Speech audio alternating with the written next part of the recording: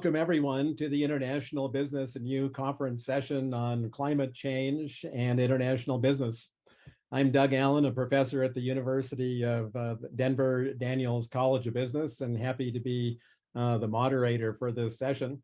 And I'd like to remind you of the giveaway that Tori just highlighted a couple of minutes ago, in case you are not yet back from the break, that the World Trade Center Denver is offering a free training session from their Certificate in International Trade program. They're offering almost weekly programs on a wide variety of topics, including international sales, global e-commerce, documentation, international contracts. I participated in a few of these myself and find them to be just absolutely fantastic. As a giveaway, you can choose any class for free, $200 value, and you can click on the link in the chat to register, and good luck in being the selected winner, which will be announced at the end of the conference. So climate change has been described as perhaps the toughest problem facing humankind. Some people will say today, some people will say in the history of our planet. It's challenging because of its scale, its global nature, and the range of protagonists that are required to address it. We're fortunate today to have Ian Hamilton, who is here to help us explore the implications of climate change in the context of international business. Ian serves as the Environmental Discourse Officer for the Office of Public Affairs for the Baha'is of the United States. Based in Washington, D.C., Ian works on a number of related issues, including climate change, climate finance, and sustainable consumption and production. He seeks to promote a principled dialogue in the sustainable development space, and I hope we'll hear more about what it means to engage in a principled dialogue as we go through the session, often in collaboration with other like-minded organizations working along with him. Prior to joining the Office of Public Affairs for the Baha'is of the United States, he worked at the World Bank and the African Development Bank. He holds a BS in management and a Master of Science in Sustainability and Corporate Social Responsibility. Over to Ian. Thanks for being here, Ian.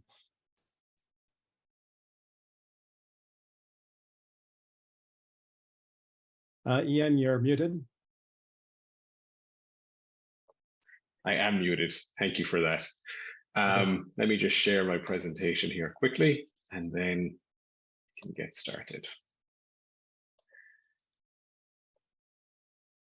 So, yeah, thank you for all taking the time to have me this morning to the World Trade Center at Denver, to the associated academic institutions that are involved. And to everyone who showed up. It's great to see so many people here with an interest in not only international business, which is the way the world is moving, but also in climate change, which I certainly believe is among the most, if not the most pressing challenge confronting global society today. So I'm grateful to have a few minutes to share really what I think will be reflections and thoughts as someone who's worked in this field for quite a few years, as opposed to specific concrete lines of action. I'm conscious that many of you are at the outset of your career, and really over the coming years will have considerable opportunity to influence the business world and the business environment. And I think that's quite an important position to be in, and one that requires a degree of thought and kind of reflection. So yeah, I work for the United States Baha'i community. We're a relatively small religious community here in the US. We have offices across the world. We have a sister international organization that works internationally also. We do a number of things. We're based here in Washington, D.C., and on a very basic level, we represent the Baha'i community at the national level. So to other non-governmental organizations, civil society organizations, the government, private sector. And really what our goal is to do is to contribute to the pressing discussions and discourses of national importance that we see around us today. And we try to do that in collaboration with other like-minded organizations to advance those conversations and advance kind of underpinning concepts that would help create a more cohesive and prosperous society. So we engage in a number of areas. Climate and in the wider environmental field are certainly one of them. We also look at the idea of gender equality and gender more widely, economic justice, the role of the media, racial justice and diversity, and the very broad bucket of human rights, which can be any number of things. As Doug mentioned, I come to this work from really an international development background, having worked for the World Bank and the African Development Bank, specifically in the field of climate and climate finance. So I very much kind of understand the significant overlap that exists between the climate space and the international business space. I don't really think you can differentiate one from another. I made the decision, given that time is quite limited, that I won't delve into the underlying science around climate change, nor conceptions of whether or not it may or may not exist. I'm happy to have those discussions offline or during the Q&A session, but I figured for the sake of the presentation that I would assume we all understand what it is. And I think given that the poll before this session was answered overwhelmingly correctly, that was maybe a safe bet for me to make.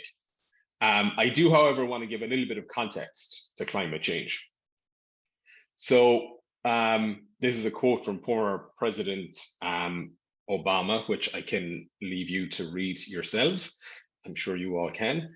But I think the reason I kind of chose this is one of two quotes. The reason I chose this one to kind of set context was because it does convey the urgency of the issue.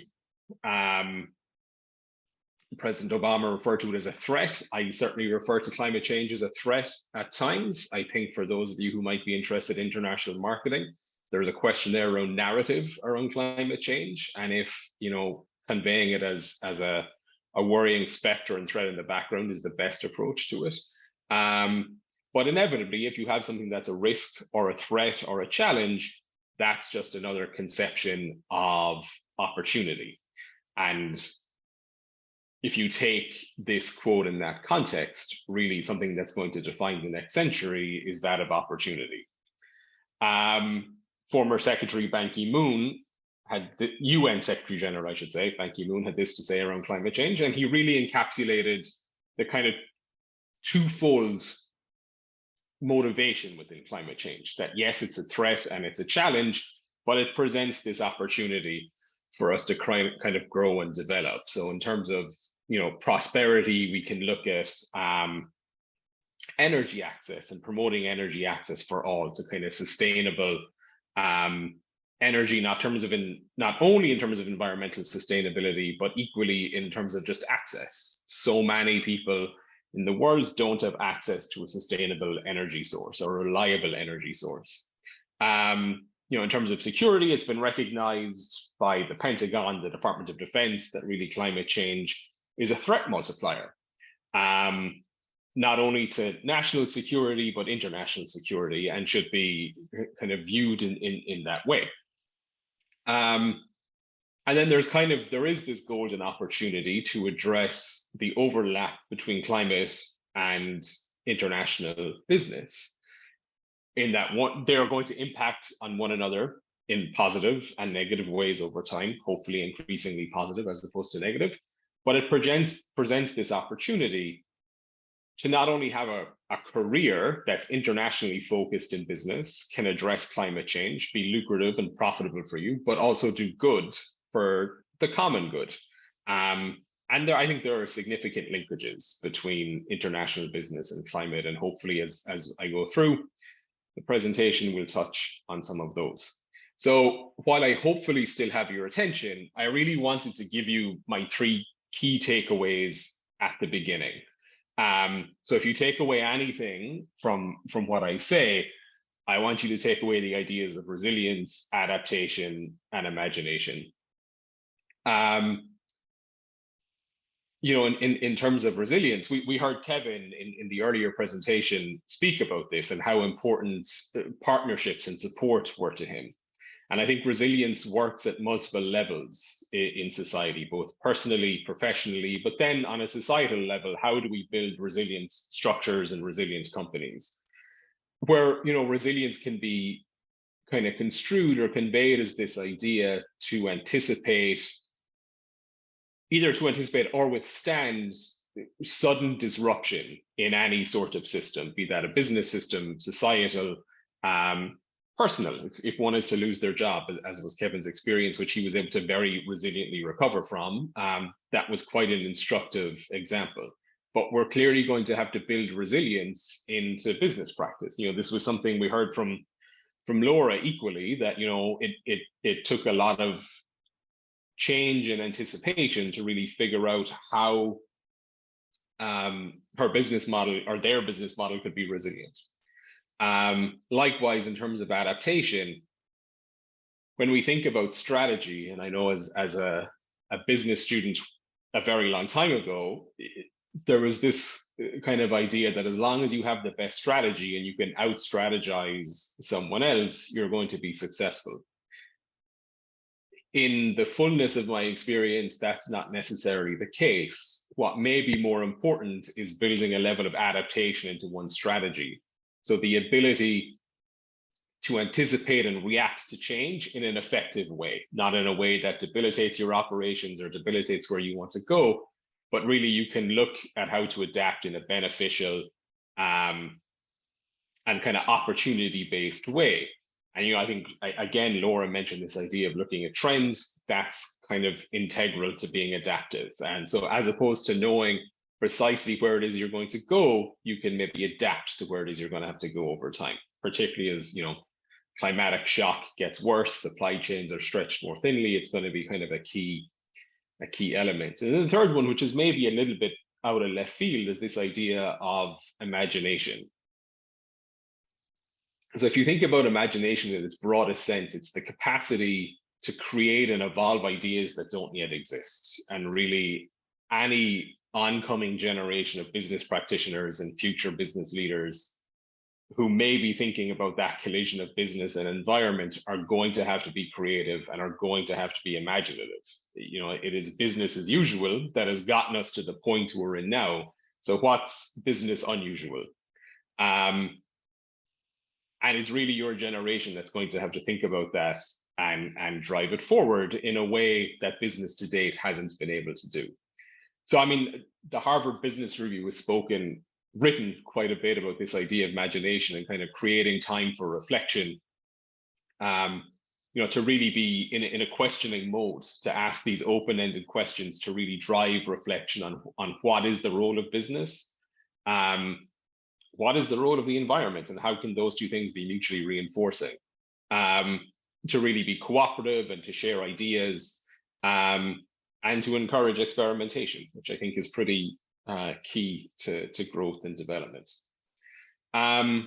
So recognizing that climate change is happening, and that it's a force that's probably here for generations to come, how can we conceive of it? So on the one hand, it is a systemic risk, right? It kind of is a cascading problem that as it begins to affect one facet of society, it then snowballs and affects others. Again, kind of as I said at the outset, within risk, there is obviously opportunity. So if we're looking at the idea of infrastructure and how a lot of US infrastructure may not be climate resilient, there is the opportunity to build resilience into that infrastructure as we go forward. Likewise, with supply chains, we kind of saw during the pandemic how susceptible our supply chains are to shock, and how quickly things can begin to disappear from supermarket shelves. So how do we begin to account for that as we move forward, and how do we kind of forward plan for those issues? Equally with human health, we're probably going to see an increase in mosquito-borne diseases in certain parts of the world. So instead of, as was the case 2 years ago, being caught with no vaccination for COVID? How do we now look at what diseases may become prevalent over the next 5, 10, 25 years and begin to stock up on those vaccines so that we're not in a position where all of a sudden there's been an outbreak of dengue fever in Texas and there is no treatment for it. That's an example, not saying it's going to happen, but I think it's a reasonable enough example. And obviously, like I said, there is there is the capacity within this risk to look at it as an opportunity to build resilient and adaptive capacity into not just business systems, but certainly many of the systems that underpin the world and what we do. Yeah, many of you, as I said, kind of correctly indicated that a vegan or plant-based diet is one of the best things you can do on a personal level for reducing one's carbon footprint and overall emission footprint. But at the same time, we kind of need to look at what's embedded in our food system, right? There's kind of a climate ethics component if all of the fruit and vegetables you're buying are imported from other countries.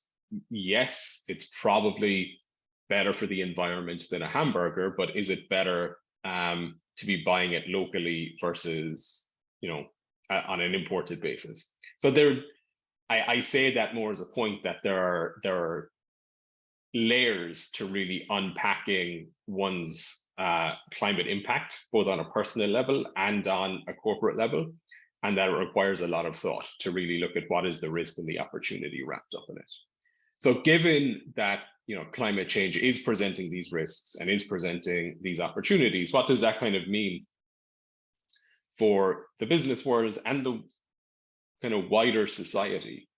It's really driving a period of transition. Maybe transition so marked that we haven't seen it since the Industrial Revolution. There's discussion about whether or not we're on the cusp of another quasi-industrial revolution in terms of green transition, or if it's an evolution of what's already happened. I don't really think what one's conception is matters. I think what is more important is understanding that there is going to be significant change in the way business has been done and the way private sector entities have operated. So recognizing that, we can't just get rid of fossil fuels overnight, where 80% of our economy is kind of dependent on fossil fuels in one way or another, that we need to transition. We then have this idea of a net zero economy. So how do we recognize that carbon is still being emitted, but begin to offset those emissions? And as a corporation, instead of kind of greenwashing in terms of our sustainability reporting and our environmental progress, how do we really adopt science-based targets, recognizing that they perhaps need to be incremental and slowly grown over time, but that still we're grounding our targets in sound environmental science, and likewise recognizing that there are benefits to shifting our power supply from what is potentially cheaper fossil fuel alternatives to maybe more financially expensive but environmentally less costly energy sources, such as hybrid cars, electric cars, biodiesel, community-based solar, geothermal. There's a lot. And likewise, more and more companies are beginning to see the importance from a demand side, not necessarily that they want to be doing this, but consumers are demanding it, that they be more forthcoming about their climate-related financial disclosures. So what is it in their operations that are having positive and more often negative effects on climate? And how do we begin to account for that? And likewise, this concept of justice and environmental justice, and how does a private sector entity begin to look at itself as kind of a purveyor of justice as opposed to a purveyor of injustice? And what does environmental justice mean for a private sector entity? And then the idea of circular economy, that instead of taking something from point of production, selling it and it going straight into landfill, we're looking more and more at how we can keep things within our kind of cyclical loop of the market. So given that we're in an age of transition, what does that really imply for the future?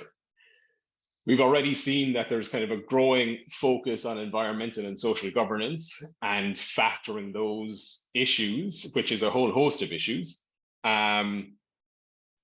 into the balance sheet. Ultimately, I think what we're going to have to look at is moving beyond purely kind of financial or economic notions of business in the private sector, and recognizing that we've kind of left behind the idea of scarcity, and we now live in a time of unparalleled abundance in terms of capital, in terms of supply, in terms of many things. And what are the implications of that idea of abundance for humanity as an ever-advancing society? And what is the role of business in that recognition? There's a lot of thought being done by a gentleman called John Ehrenfeld, who's recognized that, for many years, humanity was based around this idea of economic thinking and profit and moving forward in terms of GDP and shareholder value, whereas now perhaps we need to look at the idea of flourishing. So recognizing that, of course, financial components are important, but rather how do you see the person, your employee, your staff as a holistic whole, and how do you help them recognize kind of their higher aspirations? Recognizing that work is an important element of life, but not the sole element of life. And as part of that, we're going to see reconceptions of shareholder value, I think, beyond just a share price, to really, if I'm delivering value to my shareholder, isn't a clean, breathable environment and atmosphere part of that? So there's a lot to unpack there. And like I said, these are kind of reflections and questions. But the one area I would like to focus on in a little bit more detail is this idea of metrics. For a long time, GDP has been the go-to metric on a societal level. What is a country's gross domestic product? There was and still is an interesting experiment in Bhutan to look at happiness as a metric and what that means. And now it's perhaps time to look at how we can complement GDP with other metrics. So around basic needs, around justice. In terms of basic needs, does someone have a breathable atmosphere? Do they have a kind of a healthy home that they can live in? Are we eliminating food deserts? Does the government behave in a way that promotes human rights for all, that values the contribution of everyone, immigrants, minorities, people of color? Does everyone have a seat at the table, and can they contribute to their own progress and well-being to really reflect prosperity in its widest sense, which is to say, certainly material and financial prosperity, but also the ability to engage in hobbies, to recognize that there's a social component of society that we should focus on. So to really look at how these other kind of principle-based metrics can be brought in to complement, not necessarily replace, but certainly complement GDP.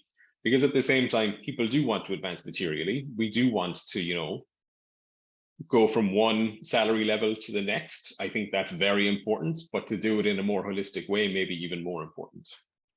And then in terms of the business community, it's clear that the business community should have a seat at the table. It has remarkable convening power in terms of government, civil society, NGOs,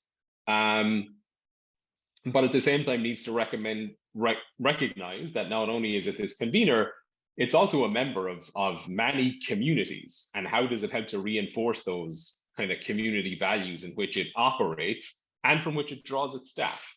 I think at times the business community is vilified, sometimes reasonably, I think more often than not unreasonably, but certainly by kind of drawing on the convening power and looking at the communities it can pull together, is a way of kind of more holistically moving forward. Business can really represent the views and needs of the constituencies in which it works. And then finally, I thought I would talk a little bit about the idea of alignment with higher principles. So if we think about what are our aspirations as individuals, and can we apply that to the entity of a business? So things like justice and wanting to be treated with justice and wanting to treat others with justice, and the idea of acting responsibly and having a sense of responsibility about our work, and again, wanting to be in solidarity with others. How can we kind of move beyond more simplistic measures of wealth and kind of monetary well-being to recognize that there are other principal elements of society? Like essentially, how do we begin to understand the collision of business and social justice? And again, I say social justice in its widest concept, to also encapsulate environmental justice. So what would a truly responsible business look like? And if a business had decided to adopt justice as an operating principle, how would that look? These are questions that I don't have answers to, but I would truly hope that it's something that all of you, as you embark on your careers, can give some thought to. So that's really all I had planned to share, and I'm quite happy to, if Doug, if you have some questions, I'm more than happy to throw out some answers, or thoughts at least. Oh, fantastic presentation, Ian. Thank you so much. And anybody who does want to add to the questions, feel free to type your questions into the question box. Maybe for starters, a question is, as you work with groups who come from very different perspectives, what do you find to be points of agreement from which collaboration may be based? That's an excellent question. I think we live in a time, at least within the United States, where we're probably at the most polarized we've ever been. So it can be a challenge. Coming at it from an environmental or a climate perspective, I think many of us can agree that pollution is bad. And this is often a first point of kind of a point of unity or a point of understanding, that really we want to limit pollution that we're putting out into the atmosphere. That's certainly a point of unity and a point of kind of growth. There's also the idea that there's good for business and good for the planet, which is to say that climate change doesn't have to mean reduced income. It doesn't have to mean reduced GDP. It doesn't have to mean higher costs. There are certainly at times higher costs associated with it, but even if we look kind of globally at baseline energy, so the energy that's needed to drive a national grid, more and more that's coming from low-cost solar and low-cost wind energy. It's a little bit different in the United States, depending what state you're in and where you are. But again, that's kind of a point of commonality, that we can agree it's better to have an energy system that doesn't pollute versus one that does pollute. And then what are the ways we can get there, recognizing that often there's an environmental and economic benefit to it. Right, thank you. Here's another one. What industries do you think will change the most radically to reduce their impact on the climate? So, there's an interesting line in that question, which is will change. I would maybe replace that with should change.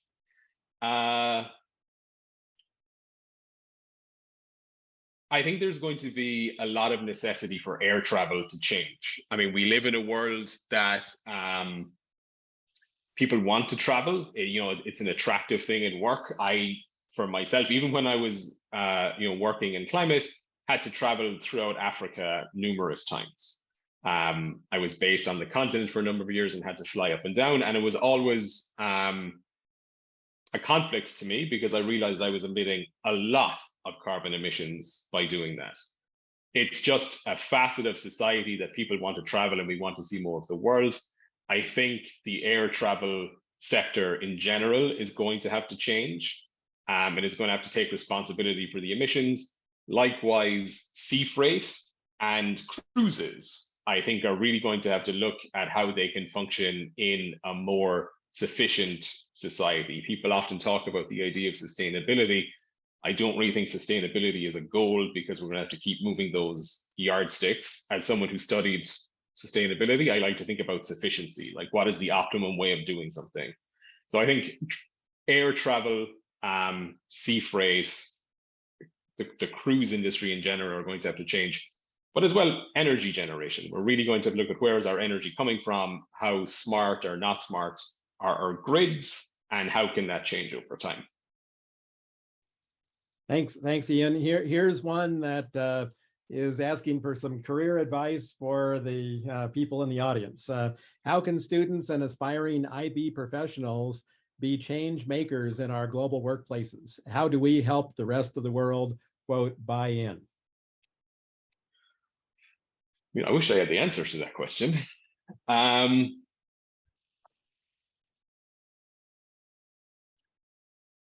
So I think there's, like, at the core of this, there's kind of a question of kind of almost personal and societal morality in a way. And I think it's easy to take the likes of Exxon or BP and view these as kind of monolithic, unapproachable kind of environmental trespassers in a way. That they're kind of viewed, certainly within the wider environmental activist space, which is one I have a lot of experience of, they're viewed as kind of evil entities. At the end of the day, they're made up of people who are earning salaries, people who, have commitments in life and families and these other things, and are probably just trying to get by. So I think it's important to recognize that, we do have the capacity to kind of motivate change in the world. And as we recognize that internally, personally, we can also exert an outsized influence on the institutions that we're members of, be that as a shareholder or as an employee. I think it really depends on who your audience is. There's a kind of a growing body of anecdotal evidence that suggests in terms of people who are, out and out climate deniers, that if they're able to see the financial impact in their personal lives of more environmentally friendly practices, so things like an electric car, a hybrid car, which come with their own drawbacks, or like residential solar, that kind of cost saving is an entry point to better understanding wider environmental benefit, and has shown to be an interesting way to help people kind of move beyond whatever their reticence is around accepting climate change as a problem. So that's one thing I would say, to maybe look at the baseline financial elements. But then to also think about it on a personal level. For me, a lot of my motivation comes from the fact I have a daughter, and I kind of want to try and leave the world in as good a shape as it's going to be, given the trajectory we're on.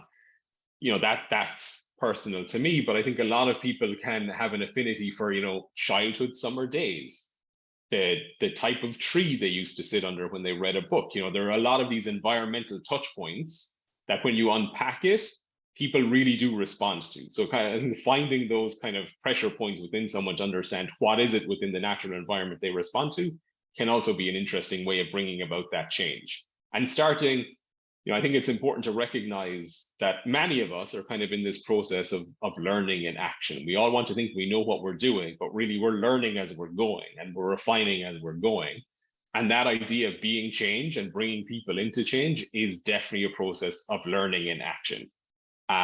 So I don't think there's any one key to it. It's really experimenting and refining over time. Thank you. And apologies to those whose questions we'll not get to, but this will probably have to be the last question. What career pathways do we have within sustainability? I mean, there's so many. It depends on one's background and interest, right? There's a lot of communications and marketing work that happens because companies are very, very eager to explain how great they're doing for the environment. There is a growing body of data and metrics and software related to environmental and social governance, and people are better trying to understand how to implement those kind of activities. There's a huge amount of justice, equity, diversity, and inclusion work that's happening, and a lot of that is rooted in climate justice and environmentalism.